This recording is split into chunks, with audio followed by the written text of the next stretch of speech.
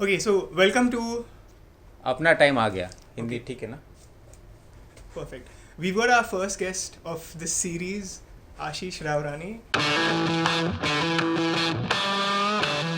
This is Ashish Raorane. His boy next door charm does little to mask the grit and determination he brings to bear on his goal. He's committed to becoming India's next international rallying export. He's a big fan of the two most decorated Indian rallyists that have gone before him. I'm Ashish and I'm a marine engineer by profession. We are here today at Big Rock. I just came off a rally. He had just returned from the Desert Storm Rally, where he finished as the top privateer. And it was a good rally for me. So some of the things we picked up, some of the mistakes that we have identified, I'm here at Big Rock Motor Park to basically work on those so we can go back stronger next year. My wife's here as well, never done off-roading, first time off-roading. He has to level up his riding skills, plan technical schedules, build a rally spec bike, and assemble a support team. An added challenge for Ashish is the nebulous state of India's rally scene. Beyond the prospect of funding all of this himself is the daunting time frame of just 12 months of prep.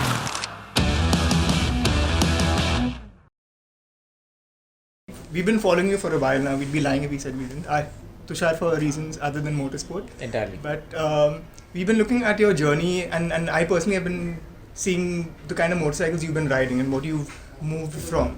Can you give us a brief history about the motorcycles you've been riding? Going way back, I've started with stealing my dad's ESD back then when we owned ESD. And then I had a Hero Honda Passion in college, Pulsar. I had a Harley for a brief period of time until Triumph launched and we got in the adventure motorcycles. So then I owned the Tiger 800. And my whole rallying journey started with the Tiger 800. And it's pretty rare to have a KTM 450, right? If I'm not mistaken, in India. Do you know how many other 450s exist in India or how many people own them? If I had to hazard a guess, not more than 10. So for people who don't know, I believe maintenance of off-road dirt bikes, enduro bikes are very, very different from street motorcycles, right? In street motorcycles, you've got several times a year, whereas in dirt motorcycles, it's in number of hours, right? Number of hours. So, like for instance, my bike, the recommended oil change is like 15 hours, and if you're using it for race applications, it's like 10 hours. There's a piston change every 110 hours. Race applications, a piston and ring change every 75 hours. Wow. So yeah, there's a lot of maintenance involved depending on how hard you're pushing the motorcycle.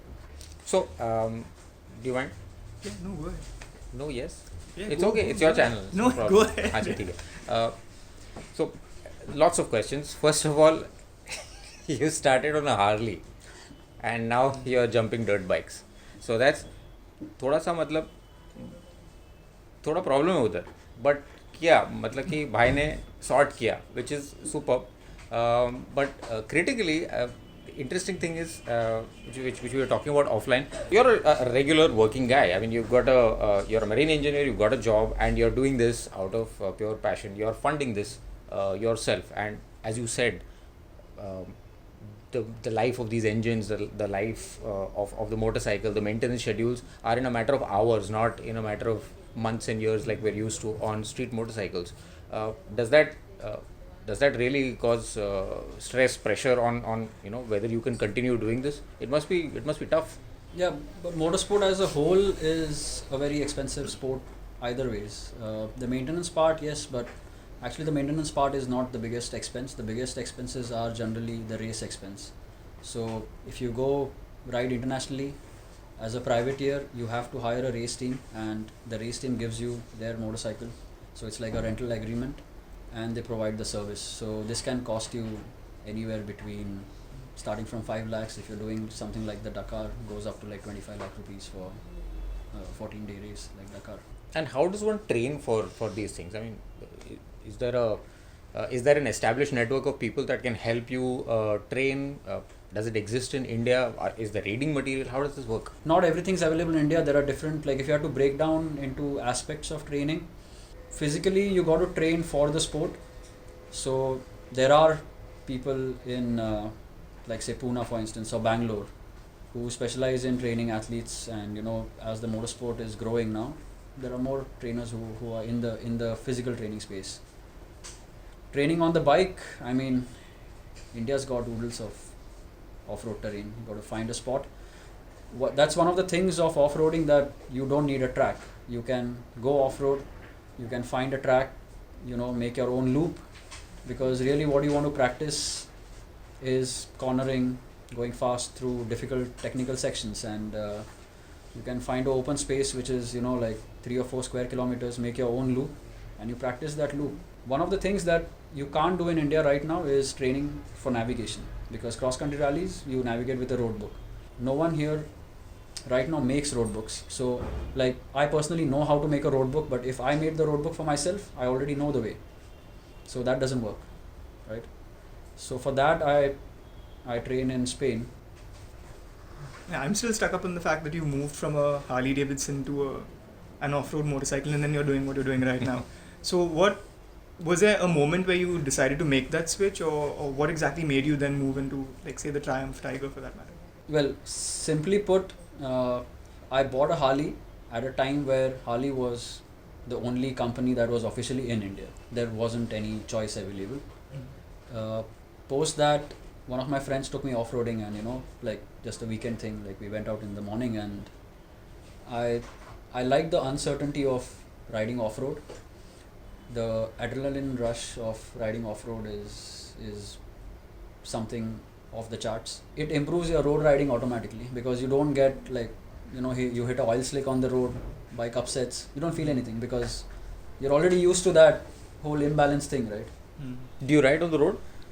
I avoid it like the plague now. Why? if you've gotten so good at expecting the Because, unexpected. Yeah, I'll tell you, I've thought about this, because when I'm riding off-road and when I'm racing, the amount of risk exposure is still under my control. I want to go fast, I increase my risk exposure, but that's under my control. That's not true on the streets anymore, because the risk exposure is not in my hand. I might be, the most aware guy, and then there comes another idiot and just plows me down. So Especially in Pune, I mean, they love coming this yeah, way. We are on a different level there. Next level. We protested against helmets. So. Yes. I have a very critical question, and I think a lot of people probably on Instagram and generally millennials are going to want to know, is it mandatory as a cross-country rally rider to have full sleeve tattoos? Because so far only Arvind doesn't have them. You have them, CS Santosh has them, Yeah. and a whole bunch of other guys that wear boots like that have full sleeve tattoos. Is it like in fact, somewhere like कुछ sign करना पड़ता है? Yeah, Arvind has been actually handed some penalties for not having that. Okay. So, yeah, he needs to get one soon. Yeah, see that's why. I mean, we need to move forward in Indian motorsport, and I think sleeve tattoos are a critical aspect of that. Absolutely. It's the same thing as those 46 stickers which you see all the chapris putting on there. Do you have a 46 sticker on your bike? What's the 46 sticker? Oh shit! See, this is why we're not winning. This is- Now you know now we've identified your problem. We've identified the problem. Yeah. You're welcome. All right. Thank you very much. No, but those 46 stickers. So will that make me faster? Yeah, it Much adds like faster. 2 bhp. 2 bhp. 2 or 3 bhp. 2 or Yeah. 3 bhp. So Okay. the tattoos I think is the equivalent of So that. is this logic like if I off-road. put a 47 sticker, I get more BHP, or is 46 a special That's number? I don't know. We'll have to That's test an this. interesting Yeah, theory. it's a science experiment. that we Now need you to know do. what number you're supposed to have Yeah. on your motorcycle. Alright. Jokes apart, there's a lot of safety measures that you take to make sure that you're unharmed when you do these kind of. And I've seen you ride, and it's insane the amount of speed you carry through a corner, and while you're trying to balance the bike and keep it under control. Road gear and off-road riding gear would be completely different in that sense, right? So can you give us an understanding of some of the more critical elements of what your safety gear continues? The most common injury off-road is injuries to the knee. ACL, MCL injuries are like very common. For a simple fact that, like you said, you're going through a corner, you're always in a state of imbalance, and you tend to use your feet to dab sometimes, or around the corners you have your foot out. Once again, when you say dab, Yeah, I don't mean like नहीं, वो नहीं. that's a different dab. so can you explain what you mean by like dabbing? I'm just trying to. I'm picturing him like on a dirt bike, full on ऐसा corner आ रहा है, and he's like, oh, tough, oh, fuck. 90-degree turn, superb. Road book नहीं मांगते अपन को. Dab. Yeah, so when you say Yeah, dab, so yeah, when you say dab, like if you're in a technical enduro section, generally you want to take a clean line, but if the bike imbalances so much, you just use your foot to ride the bike again. Gotcha, okay. But there's a risk involved with that, because let's say it's a rocky section, right? And you try to dab, you put your foot down, your shoe might get stuck into something. Bike is still moving forward, and your knee would then turn, and you would have a ACL injury. So basically, like hyperextending your knee, or if you crash high speed, hyperextending your neck is what causes Like this, like that, yeah, either way. sideways. causes injuries. So this is a knee brace. These are designed basically to prevent hyperextension of the knee or the twisting of the knee. Can you show us how? Yeah. So when you have it on, right? Yeah. And if your leg gets stuck into something and the bike is moving forward, this cannot go any further. So your knee cannot hyperextend, or even if it gets turned around, the whole knee turns instead of it just twisting at the knee. So this prevents MCL injuries as well. These are inserts where you can adjust to what angle you want these to move, right? And again, you have these straps to adjust them to your thigh, adjust them to your calf. So these are it's important to adjust them, otherwise they won't work. To prevent that twisting action from happening. Yes. Okay. So everything needs to basically be tight, like any other protective gear for that matter. I mean, whatever you wear, it needs to fit you snug. And same with the neck brace. The neck brace comes with adjusting tabs. So this is the part that fits here on your chest. This is the part that goes on your back. And both of them have adjustment tabs here. And you can move them forward so that the neck brace fits you properly. So by doing that, you're also adjusting how high the neck brace sits.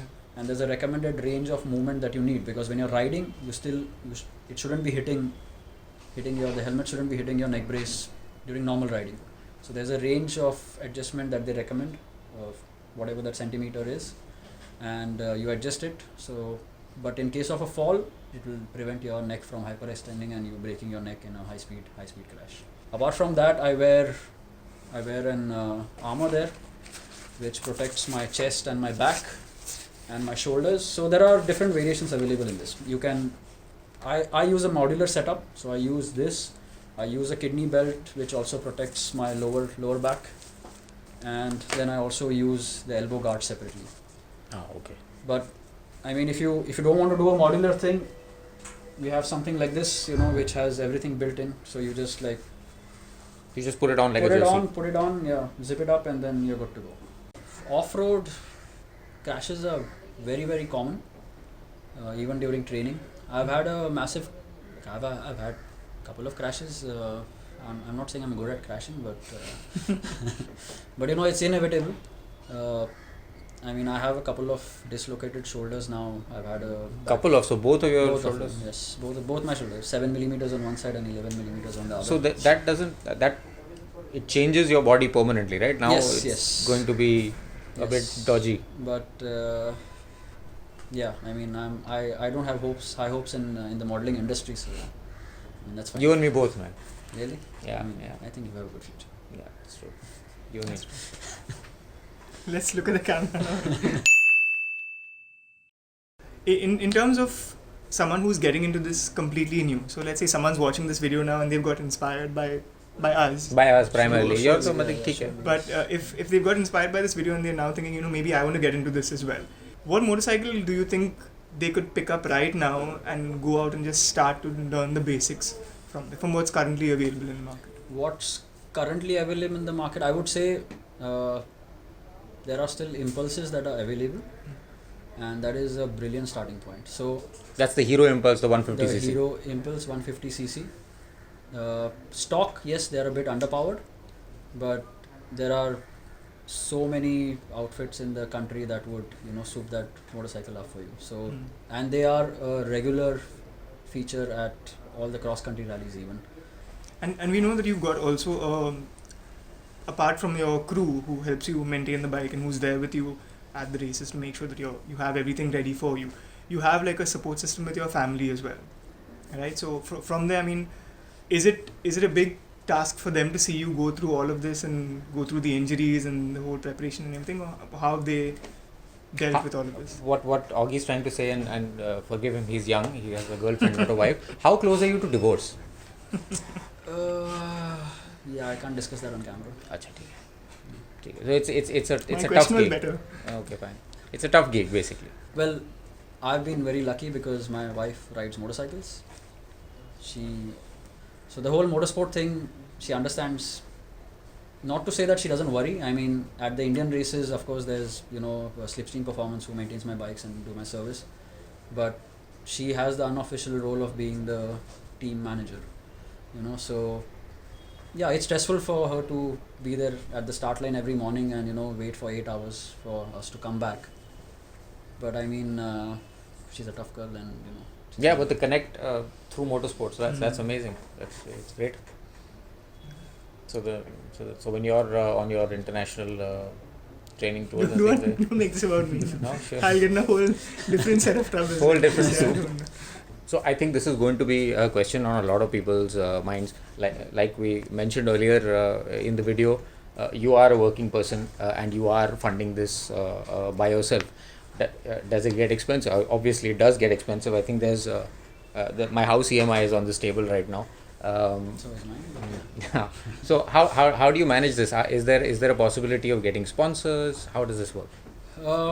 Possibility of getting there's only two factory teams right now in India. That's TVS Sherco and Hero. And if there were more manufacturers involved in the sport, I think the ecosystem would be much bigger, and then sponsorships would come by easily. So right now, I do as a privateer. I do have sponsors. I have Lazy Ass Bikers who are basically supplying me all this kit around here that you see on the table. There's Big Bad Bikes who do all the gear that I wear, the helmet, and and then there's motorcycle parts from Moto Usher and Bay City Speed Shop with oil and stuff like that. Internationally, rallying is far more expensive, obviously. A non-FIM rally like the Pan Africa that I did last year, it ran me about 12 lakh rupees for a 6-day event. The Dakar is on a different level. A 14-day Dakar rally would run you between 80 lakh rupees to 1 crore rupees. Wow. All in. And that's not including the run-up races that you do. So it's expensive. Right now, basically, whatever I earn goes into racing. It's as simple as that. And so yeah, basically the whole Indian thing of beta money save kar lo is not happening. But Wow, you must have had some tough conversations with your parents.